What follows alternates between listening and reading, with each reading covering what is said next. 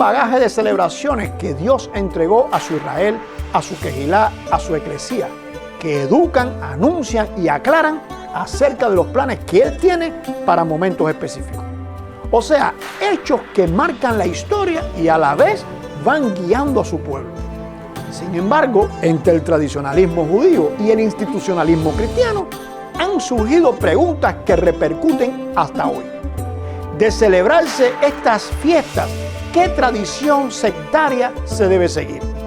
¿La venida del Mesías cancelaría o no los mandamientos que hay respecto a esto? ¿Es lógico hablar de eventos finales sin tener en cuenta estos momentos señalados por Dios?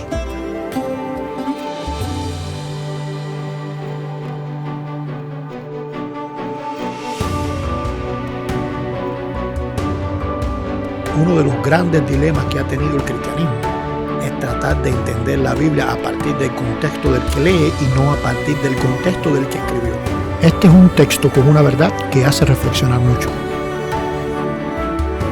¿Cómo es posible pensar que hay que tener fe sin entender la Escritura, sin conocer la Escritura, si la fe viene a partir de lo que tú conoces de Dios? Realmente la Biblia es un texto complejo. ¿Cuántas diferentes interpretaciones acerca de un mismo texto?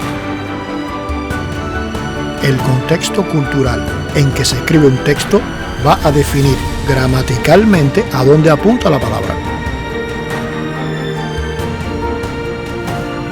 Comúnmente oímos decir que un texto fuera de contexto se convierte en un pretexto, pero ¿realmente se conoce el contexto bíblico?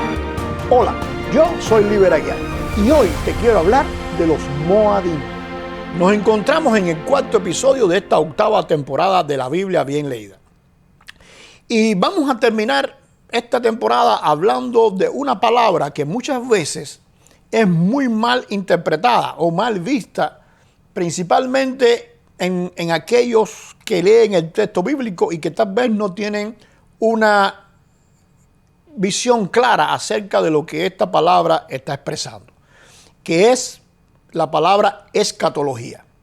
Porque muchas veces se tiene la idea que ella está hablando del tiempo final de la historia.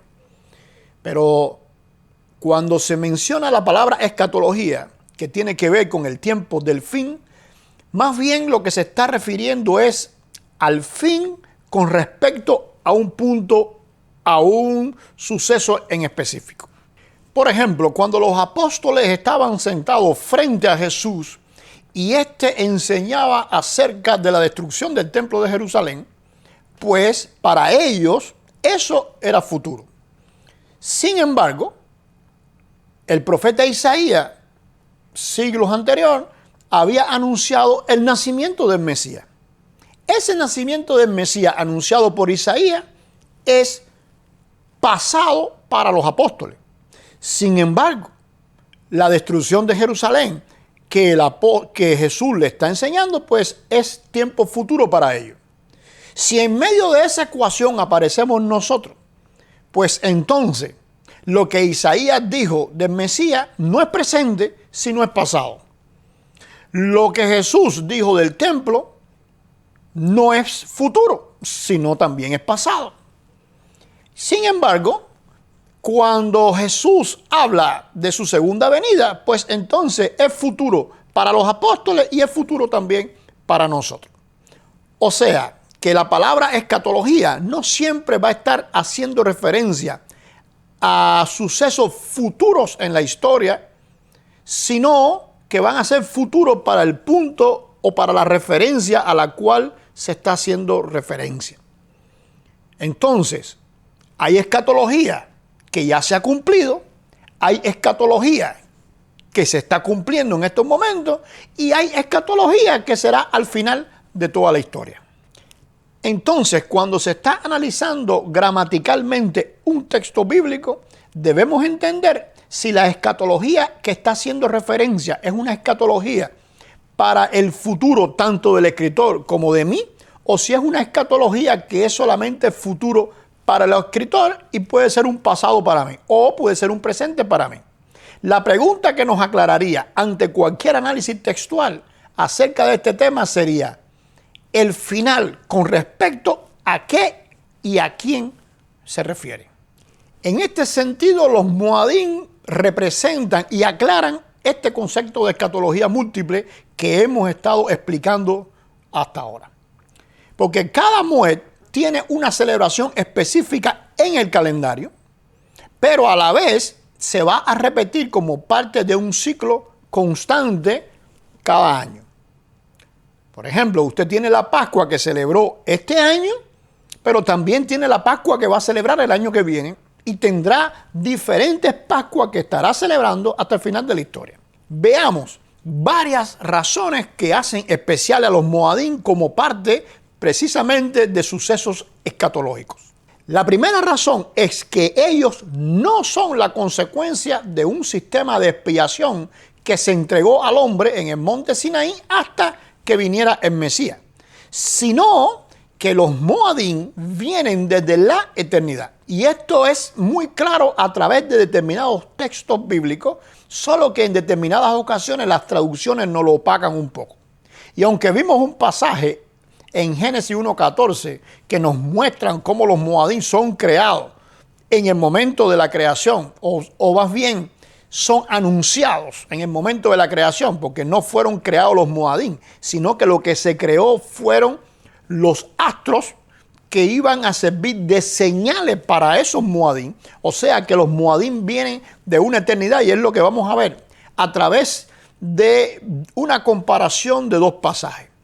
Por un lado tenemos el pasaje de Isaías en que nos va a contar allá en el capítulo 14 acerca del lucero, y nos va a decir que éste quiso sentarse y pretendía ser adorado. Y ese lugar él le va a llamar Monte del Testimonio. Pero la traducción, como hemos dicho, siempre nos juega una mala pasada, porque la palabra en hebreo que aparecen ahí es Har Moed, o sea, el monte de Moed, el monte donde Dios celebra los Moed. Y él entonces quiere sentarse ahí, quiere usurpar ese lugar para recibir entonces la adoración a través de los Moed que solamente le pertenece a Dios. Sin embargo, tenemos otro texto donde Moisés está construyendo el tabernáculo de reunión. Ese tabernáculo de reunión, como vimos en otro episodio, se va a referir precisamente al Ohel Moed, o sea, el tabernáculo de los Moed. Interesantemente, usted va a ver que, por ejemplo, en la oración de Jesús y en el pensamiento hebraico bíblico, siempre se ha querido que la voluntad de Dios se haga en la tierra como en el cielo. ¿Por qué? Porque en el cielo la adoración a Dios, la obediencia a Dios, se ejecuta precisamente en ese Har Moed, en ese monte de Moed. Y Moisés dice que construyó el tabernáculo según el modelo que había en el cielo. El propio Esteban, después en el libro de Hechos, también va a hablar de eso mismo. Ahora, ese tabernáculo, como dijimos, se llama Ohel Moed. ¿Por qué? Porque está imitando, está representando de una forma material lo que es de una forma espiritual el Har Moed que está en el cielo.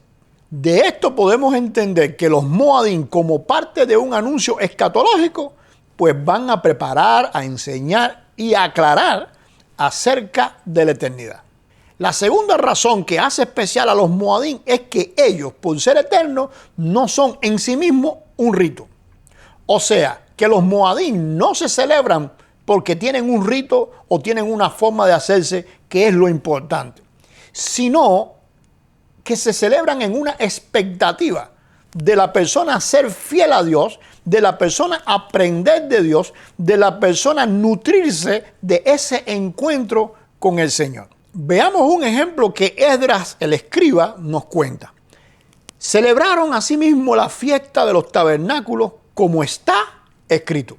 Es decir, que ellos quisieron tener una cita con Dios, y para esto lo primero que hicieron fue analizar en qué Moed se encontraban en ese momento. Luego fueron a la Escritura e indagaron qué se debía hacer en ese día. y cómo debían cumplir con el rito establecido por Dios para ese Moed. Entonces trajeron holocausto cada día por orden conforme al rito. Cada cosa en su día. Es decir, que ellos primero tuvieron la intención de cumplir con ellos, tuvieron la intención de adorar a Dios, tuvieron la intención de hacer las cosas según la voluntad de Dios, y entonces fue que buscaron los ritos. Lo mismo sucedió con Pablo, pero con una nueva actualización de los ritos cuando exhortó a los corintios a celebrar la fiesta de panes sin fermentar.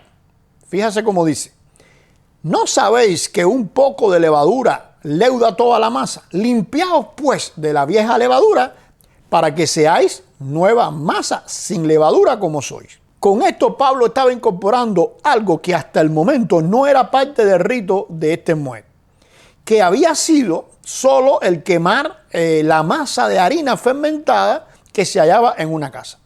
Pero ahora él va a incluir el no compartir de esta celebración con aquellos que, llamándose seguidores de Jesús, viven bajo las inmoralidades de este mundo. Y la razón va a ser clara: la nueva perspectiva bajo la obra salvífica del Mesías en que él vivía y que la iglesia también estaba creciendo, pues entraba en conflicto. Por eso sigue: porque nuestra Pascua, que es Cristo, ya fue crucificada por nosotros.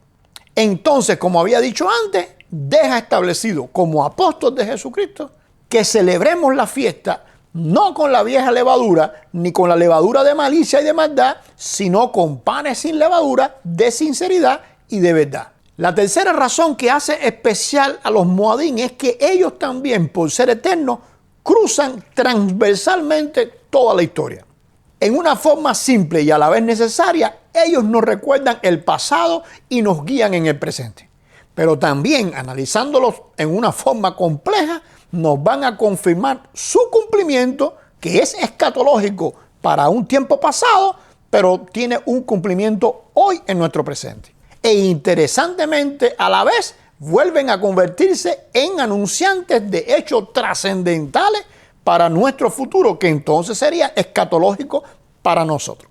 Por ejemplo, tenemos el Shabbat, que nos va a recordar el favor de Dios cuando nos regaló un día para esto desde la misma creación. Pero si tenemos en cuenta cuando lo hacemos hoy, su práctica también nos va a guiar proveyéndonos un día completo de edificación personal, de edificación de nuestro hogar, de edificación de la comunidad de fe en que nos encontramos, y todo eso es presente. Cuando Dios lo creó en la creación fue pasado, y ahora tienen en este presente también tienen una acción. Ahora, si a eso le sumamos el anuncio escatológico que tiene para el final de la historia, que es futuro, donde anuncia un descanso o se hace eco de un descanso que es eterno, pues entonces también vemos, como decía, ese futurismo escatológico en él. Quiero terminar esta temporada analizando uno de los textos apostólicos más mal interpretados con respecto al tema de los Moadín, y que seguro usted ha tenido en cuenta desde un inicio. En él, Pablo, escribiendo a los hermanos de Colosa, le dice: porque quiero que sepáis cuán grande lucha sostengo por ustedes, por los que están en la Odisea y por todos los que nunca han visto mi rostro, para que sean consolados sus corazones, unidos en amor y en toda la riqueza de la certeza del entendimiento. O sea, que la unidad que Pablo anhela abarca esas dos áreas, el amor entre ellos y que haya un conocimiento de lo espiritual en toda la congregación que solo puede venir de Dios. Por eso, continúa diciendo, con el propósito de conocer el misterio de Dios, el Padre, y de Cristo, en quien están secretos todos los tesoros de la sabiduría y del conocimiento. ¿Por qué Pablo sabe que existe un misterio oculto? Simple, porque esta es la función de los Moadín desde el cuarto día de la creación. Pero Pablo sabe también que este es un tema que ha sido muy mal interpretado por muchas escuelas de su época, Porque no olviden que en las estrellas, el sol y la luna, también se basan los horóscopos y toda una serie de ciencias ocultas de las cuales hablamos en la primera temporada de esta serie. Por eso él dice, y esto lo digo para que nadie os engañe con palabras persuasivas. Y él va a continuar aclarando acerca de la identidad del Mesías, porque todos los moadín, como hemos dicho, estarán haciendo referencia a él, pues en él está todo el propósito de la creación de Dios. Hasta que vuelve en el texto a los moadín y para aclararle les dice, por tanto nadie os juzgue. Y es por esto que le dijimos que era un texto muy difícil de traducir, porque esta palabra aquí no es un simple juzgar, sino que en su forma imperativa activa va a hacer referencia a personas que acusan, pero desde la perspectiva de alguien que no hace lo que está señalando. Como se puede ver claramente en la carta del propio apóstol a los romanos, en el capítulo 2, en el verso 14, cuando dice, el que come no menosprecie al que no come, y el que no come no juzgue al que come. Fíjese cómo el que come es más bien quien menosprecia, mientras que el que no come es el que juzga. Y volviendo a los colosenses, Pablo les va a decir que no deben sentirse amenazados por los que no tienen en cuenta los moadín desde una perspectiva cumplida ya. O sea, que lo ven escatológicamente solamente como algo futuresco. Ellos van a hacer ritos, pero en realidad no cumplen con el moed. Porque como dijimos, cumplir con los moadín no es hacer los ritos. Por eso es que aunque hacen ritos, no hacen los moadín. Recuerde usted que el judaísmo de aquel tiempo, en cualquiera de sus variantes, como hoy también, esperaban el cumplimiento de todos los moadín en algún futuro. Mientras que el creyente en Jesús ya estaba viviendo su cumplimiento y a la vez esperando un nuevo cumplimiento para un tiempo futuro escatológico.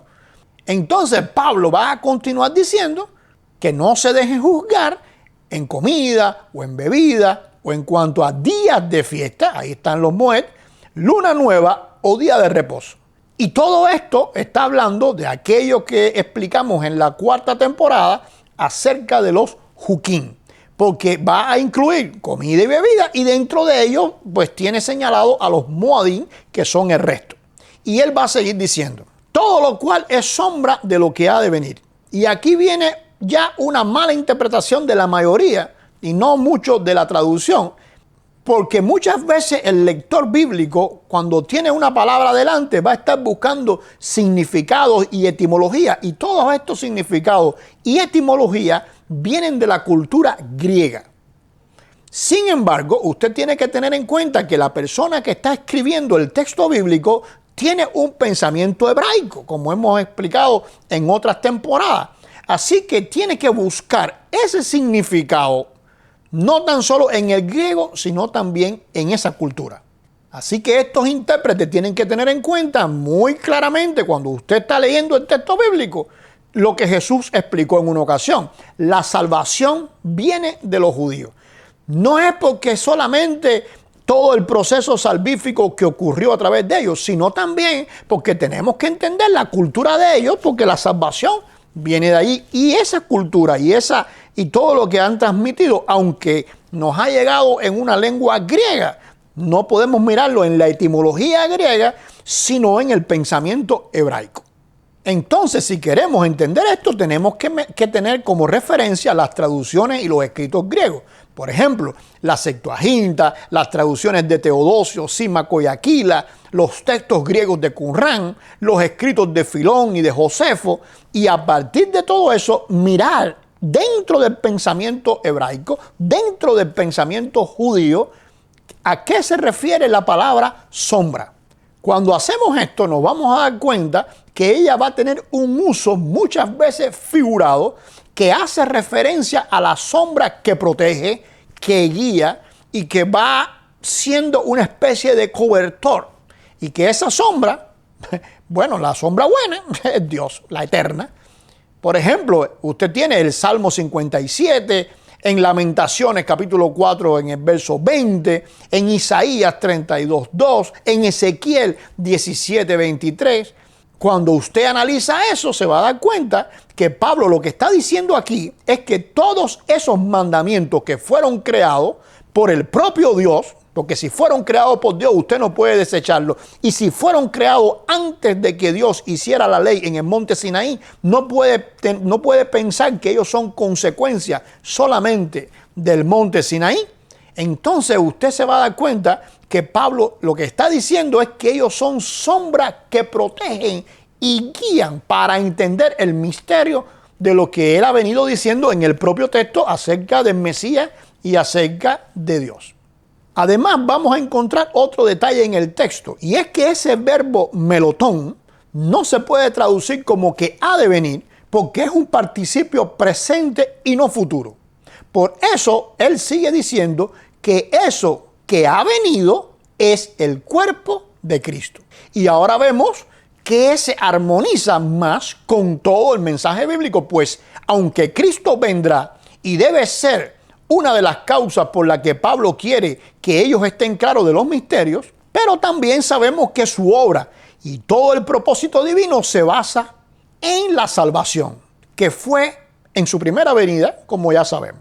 Momento en que se soluciona el dilema humano y a la vez donde comienza a construirse todo el futuro.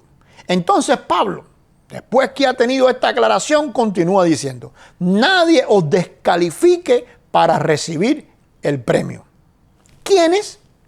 Pues esos que no observan los moadín como se deben observar, que se basan en rituales y no en su cumplimiento, que era como si no lo hicieran. Porque si usted se concentra en los rituales y se olvida del concepto básico de la esencia de lo que es un moed, pues simplemente usted no está celebrando ningún moed. Está haciendo rituales, pero no haciendo un moed. Claro, todo el que se va a concentrar en rituales, pues automáticamente va a estar calificando a los demás, va a estar descalificando a los demás, va a estar evaluando lo que todo el mundo hace.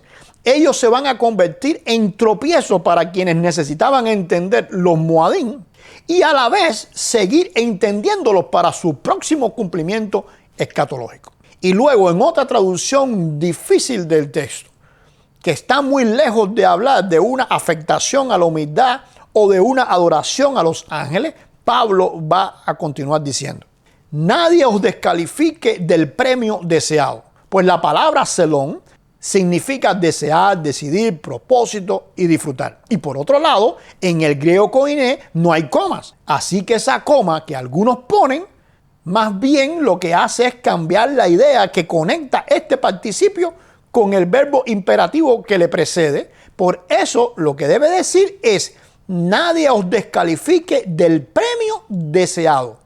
Y además, la mayoría de las traducciones omiten también la preposición en, de forma que la frase completa sería: nadie os descalifique del premio deseado en humildad y culto de los ángeles. Porque tampoco aparece una preposición ahí que señale que es a los ángeles a quien se adora, sino que es una adoración que viene de los ángeles. Y aunque no quisiera enredar esto con otros temas, que muchas veces lo que hace es complicar y enredar un poco a la persona que está aprendiendo todo esto que estamos hablando, la palabra ángelo no necesariamente se va a referir a seres celestiales. Y fíjense que estoy diciendo no necesariamente, o sea, no es que no existan los ángeles y no es que no se le llamen ángeles, pero ellos no se llaman ángeles. Ángeles quiere decir mensajeros, o sea, los seres celestiales se le llama mensajeros porque traen un mensaje, pero también hay seres humanos que traen mensajes, que en griego no tiene otra forma de llamársele que no sea ángelon también. En el idioma griego se le va a decir a las personas que dirigen la adoración en un servicio ángeles. Por eso es que en el Apocalipsis, por ejemplo, cuando habla escríbele al ángel de la iglesia, no está hablando de la persona celestial que cubre y cuida la iglesia, que existen, sino está hablando de la persona, porque si le está escribiendo un ángel no le puede decir que le va a quitar la salvación, porque los ángeles no han sido salvados, no necesitan ese proceso. Pues entonces se está refiriendo a las personas que dirigen la adoración, y hasta hoy se llaman así en el idioma hebreo en una sinagoga, Echalía Sibur, por ejemplo, el ángel de la congregación. Y Pablo va a continuar diciendo, dentro del misterio, que es lo que significa aquí la palabra embatewón, de lo que no ha visto. Porque como hemos dicho, si no guardan los moadín como debe ser, simplemente no entenderán nunca los misterios que Dios quiso revelar solo a través de ellos. Y entonces, ¿qué pasa? Pues que vanamente se hinchan en su propia mente carnal. Porque todo lo que interpretan y asumen de los tiempos escatológicos y aún del propio presente en Cristo viene de su análisis y de su propia lógica. Póngase a pensar en cuántos a lo largo de la historia han hecho esto. Y todavía lo vemos en cientos de libros proféticos que hay hoy. En donde ponen fechas, mencionan eventos, se pelean con otros hermanos porque no piensan igual a ellos, pero nunca verá usted que ellos van a citar ni a los moadín ni a ningún juquín.